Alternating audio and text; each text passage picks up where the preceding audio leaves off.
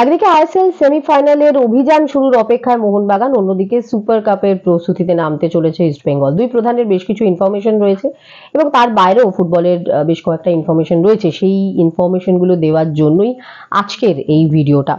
শুরুটা অবশ্যই মোহনবাগান দিয়ে করব, কারণ আগামীকালই জামশেদপুরের বিরুদ্ধে প্রথম সেমিফাইনালে খেলতে নামছে মোহনবাগান সুপার জায়ান্ট এবং সেই ম্যাচ খেলতে তারা আজকে জামশেদপুর পৌঁছেও গেছে বাই বাস।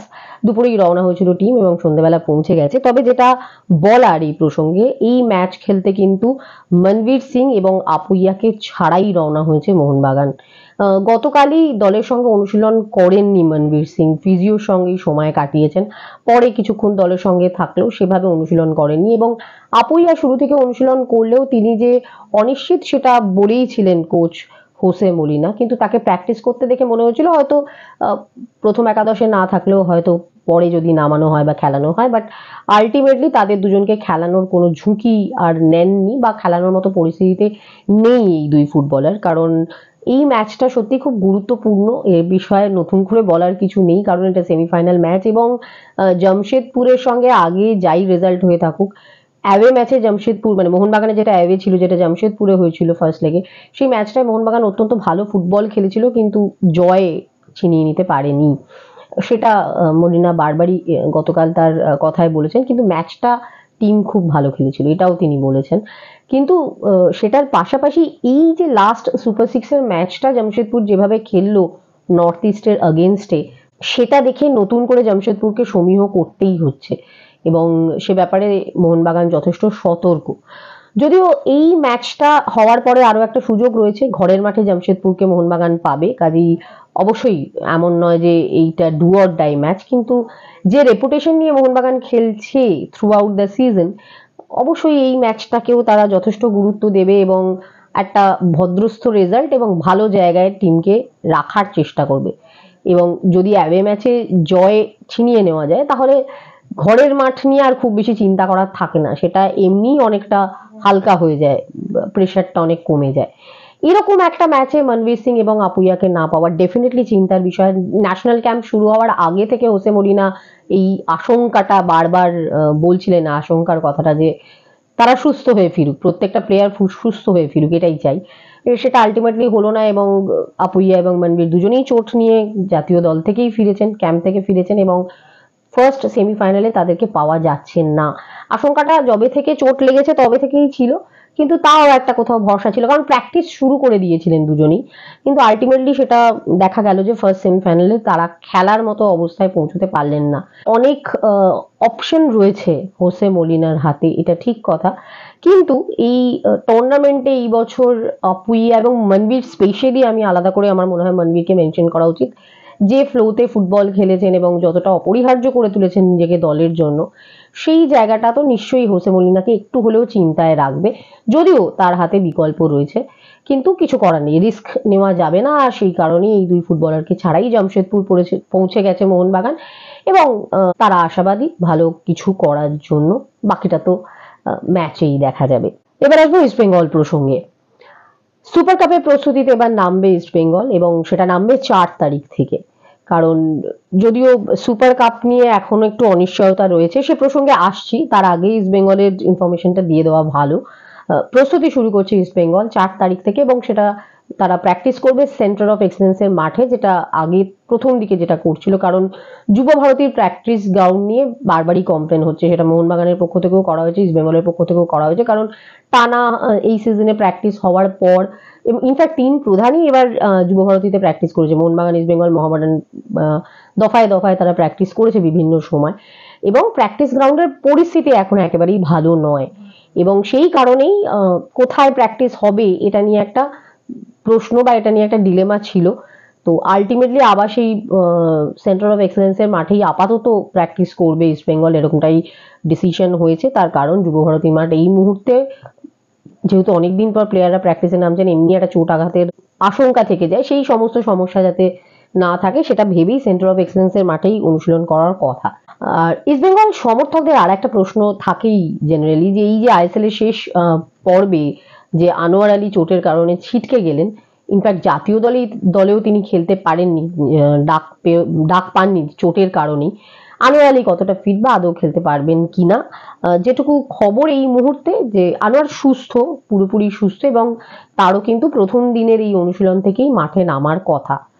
এখনো পর্যন্ত কথা, এবার তিনি নামবেন কিনা সেটা তো প্র্যাকটিস দেখে বলা যাবে, কিন্তু আনোয়ার সুস্থ। সুপার কাপের প্রস্তুতিতে দল যেদিন থেকে নামবে আনোয়ারের সেই সময় দলের সাথে প্র্যাকটিস শুরু করে দেওয়ার কথা, সেটা অবশ্যই 4 তারিখ।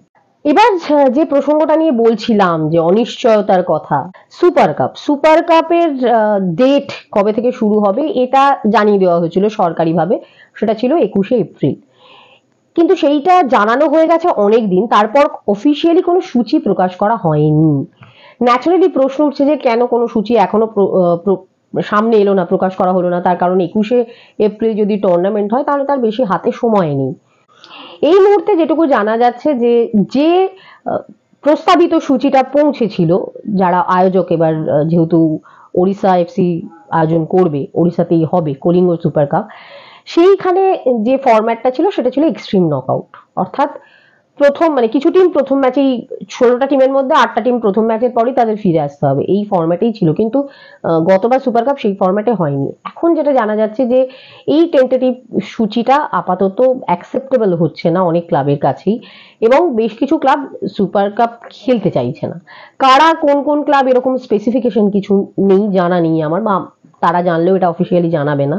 যেটুকু জানতে পারছি যে আই লিগের ক্লাবগুলো স্পেশালি, এবং কিছু আইএসএল ক্লাবও, যতদূর শুনলাম যে 4টে ক্লাব খেলতে চাইছে না সুপার কাপ। বিশেষ করে তাদের কারণটা এই ফরম্যাট, কারণ অবশ্যই একটা টুর্নামেন্ট খেলতে যাওয়ার একটা প্রস্তুতি রয়েছে, এবং একটা ম্যাচে কিছু কিছু মানে যদি 50% ক্লাবের কাছে টুর্নামেন্টটা একটা ম্যাচের হয়ে যায়, তো তারা ডেফিনেটলি হতাশ হবেই। তাদের যাওয়া আসা বিষয়বস্তুটা ঠিক প্র্যাকটিক্যাল শোনাচ্ছে না। তো সেই কারণেই অন্তত গতবার যে ফরম্যাটে হয়েছিল, অর্থাৎ গ্রুপ করে প্রত্যেকটা টিম অন্তত 3টে বা 4টে ম্যাচ খেললো, তারপর সেখান থেকে বাছাই হলো, এটা চাইছেন একাধিক ক্লাব। যে এই জায়গাটাতেই আটকে রয়েছে বিষয়বস্তুটা, যে কারণে সুপার কাপটা ঠিক কি ফরম্যাটে হবে, আর নকআউট ফরম্যাটেই হবে, কিন্তু সেটা গ্রুপে ভাগ করে গতবার যেরকম হয়েছিল সেইভাবে হবে, নাকি স্ট্রেট নকআউট হবে, আদৌ কটা টিম খেলবে, সেটা 16টা টিমের হবে না 15টা টিমের হবে না 12টা টিমের হবে, এইটা এখনো পর্যন্ত ডিসাইড হয়নি, যেহেতু বেশ কিছু টিম এটায় শিলমোহর দিচ্ছে না। যে কারণে এই মুহূর্তে সুপার কাপটাই কিন্তু পুরোপুরি অনিশ্চিত হয়ে রয়েছে। কিন্তু অলরেডি একটা ঘোষণা হয়ে গেছে যে কবে থেকে শুরু হবে, যারা আয়োজন করবেন তাদের একটা প্রস্তুতি পর্ব রয়েছে, তারা তাদের মতো করে একটা প্রস্তুতি শুরু করেছেন। তো ন্যাচারালি এখান থেকে এই টুর্নামেন্টটা করতে তো চাইছেই এআইএফএফ, কিন্তু এই ফরম্যাটটা সাপোর্ট করছে না কেউ। এবং এইরকম একটা টুর্নামেন্ট থেকে যেখানে এএফসির একটা কোটা রয়েছে, সেখানে বিশেষ করে এরকম একটা টুর্নামেন্ট যেখানে ফার্স্ট ম্যাচের পর 50% টিম ছিটকে যাবে, সেই ফরম্যাটটাকে অনেকেই সাপোর্ট করছেন না। এই কারণেই শুরুতে বললাম যে সুপার কাপটা এখন এই মুহূর্তে দাঁড়িয়ে খুব অনিশ্চিত। এখনো পর্যন্ত কিন্তু এই ব্যাপারে কোনো চূড়ান্ত সিদ্ধান্ত হয়নি, এবং আমরা জানি যে আরো বেশ কিছু ইস্যু এই মুহূর্তে এআইএফএফ এ চলছে, বেশ কিছু বিষয় নিয়ে লিটারালি জর্জরিত বলা যেতে পারে। সেটা সুপ্রিম কোর্টে যে কেস চলছে সেটা নিয়ে হোক, তার ভার্ডিক্টের ওপর, সংবিধান নিয়ে সুপ্রিম কোর্টের ভার্ডিক্টের ওপর নির্ভরতা হোক, সবকিছু নিয়ে পুরোপুরি বিষয়বস্তুটা অত্যন্ত ঘেঁটে রয়েছে।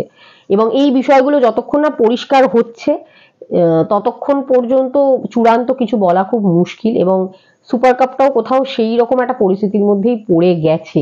কাজেই এই মুহূর্তে দাঁড়িয়ে, ইনফ্যাক্ট এই জায়গায় দাঁড়িয়ে সুপার কাপের গুরুত্বটা অনেকটা কমে যাচ্ছে এই ফরম্যাটে টুর্নামেন্টটা হওয়ার জন্য, এটাও অনেকে মনে করছেন। সেই সমস্ত কারণেই সুপার কাপটা কিন্তু এই মুহূর্তে ভীষণভাবে অনিশ্চিত হয়ে পড়েছে। যদিও হবে না এটা একবারও কেউ বলছেন না, বা হয়তো সেটা নয়ও, ডেফিনেটলি করার চেষ্টা হবে, কারণ যেহেতু বললাম যে একটা এএফসি কোটা এখান থেকে বেরোয়, এবং হঠাৎ করে তো একটা টুর্নামেন্ট বন্ধ করে দেওয়া যায় না। কিন্তু অনিশ্চয়তা তৈরি হয়েছে। যে টেন্টেটিভ সূচি বা যে ফরম্যাট বলা হচ্ছে, সেই ফরম্যাটে হয়তো নাও হতে পারে, পুরনো ফরম্যাটে হতে পারে, সেক্ষেত্রে হয়তো টিমের সংখ্যা 16 নাও হতে পারে, তার থেকে কমও হতে পারে। এইরকম একটা জায়গায় রয়েছে। এই কারণেই বললাম যে খুব অনিশ্চিত হয়ে গেছে সুপার কাপটা। এখনো পর্যন্ত কোনো সিওরিটি নেই যে হবে, হলে কবে থেকে হবে সেটা রয়েছে, কিন্তু কটা টিম খেলবে, কোন ফরম্যাটে হবে, কারা খেলবে না, খেলতে কারা চাইছে না, কোনোটাই পরিষ্কার নয় এই মুহূর্তে আমাদের সামনে। আশা করা যায় 2-3 দিনের মধ্যে হয়তো চিত্রটা কিছুটা হলেও পরিষ্কার হবে। এইটুকু ইনফরমেশন ছিল আমার কাছে, সেগুলো আপনাদেরকে জানিয়ে দিলাম। ভালো লেগে থাকলে লাইক করুন, শেয়ার করুন এবং কমেন্ট করুন অবশ্যই, এবং অবশ্যই যাদের ভালো লাগছে তারা সাবস্ক্রাইব করুন চ্যানেলটা, কারণ সাবস্ক্রাইব করার জন্য কোনো খরচা করতে হয় না, জাস্ট সাবস্ক্রাইব বাটনটা টিপে এবং বেল আইকনটা টিপে দিতে হয়, তাহলেই সাবস্ক্রিপশনটা হয়ে যায়, এবং সেটা করতে পারলে রেগুলার বেসিসে আমাদের যে আপডেট নিউজগুলো থাকে সেগুলো আপনারা পেয়ে যাবেন।